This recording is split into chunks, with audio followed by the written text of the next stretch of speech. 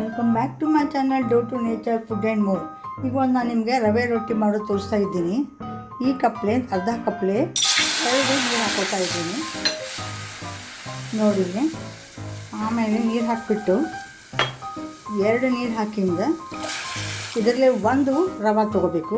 ಒಂದು ಸ್ವಲ್ಪ ಉಪ್ಪು, 1 ಚಮಚ ಎಣ್ಣೆ ಹಾಕಬೇಕು ಇದಕ್ಕೆ ನೋಡಿ. ನಾನು ಸ್ವಲ್ಪ ಉಪ್ಪು ಹಾಕ್ತಾಯಿದ್ದೀನಿ ಇದಕ್ಕೆ. ನಾನು ಹಾಕಿದ್ದು ಪಿಗ್ ಸಾಲ್ಟು. ಆಮೇಲೆ 1 ಸ್ಪೂನಷ್ಟು ಎಣ್ಣೆ ಹಾಕ್ತಾಯಿದ್ದೀನಿ. ಇದು ಚೆನ್ನಾಗಿ ಕುದಿಬೇಕು.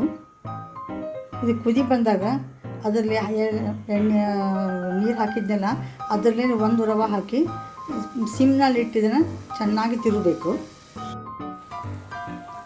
ನೋಡಿ. ರವೆ ಹಾಕ್ತಾಯಿದ್ದೀನಿ ನಾನೀಗ. ಚೆನ್ನಾಗಿ ಸೌಕಾಶ ಹಾಕ್ಬೇಕು ಇದನ್ನು. ಯಾಕಂದರೆ ಒಂದು ಕೈಲೇ ಮೊಬೈಲ್ ಹಿಡ್ದೀನಿ, ಒಂದು ಕೈ ಹಿಡಿದಿದ್ದೀನಿ. ಇದನ್ನು ಹಾಕ್ಕೊಳ್ತೀನಿ. ಏನು ಮಾಡಬೇಕು, ಚೆನ್ನಾಗಿ ಸಿಮ್ನಲ್ಲಿಟ್ಟು ತಿರ್ಕೊತ ಹೋಗ್ಬೇಕು ಇದನ್ನು. ಅಂದ್ರೆ ಅದು ಏನಾಗ್ತದೆ, ಗಂಟಾಗೋದಿಲ್ಲ ನೋಡಿ. ಇದು ಸಿಮ್ನಲ್ಲಿ ಇಟ್ಟಿದ್ದೀನಿ, ಚೆನ್ನಾಗಿ ತಿರುಗಿ ತೋರಿಸ್ತಾ ಇದ್ದೀನಿ. ಈಗ ನೋಡಿ, ಇದೆಲ್ಲ ಚೆನ್ನಾಗಿ ಮಿಕ್ಸ್ ಆಗಿದೆ. ಇದನ್ನೇನು ಮಾಡಬೇಕು, ಸ್ವಲ್ಪ ಕೈಗೆ ಎಣ್ಣೆ ಹಚ್ಕೊಂಡು ನಾದ್ಬೋದು. ಅದು ಭಾಳ ಸುಡ್ತದೆ ಇದು.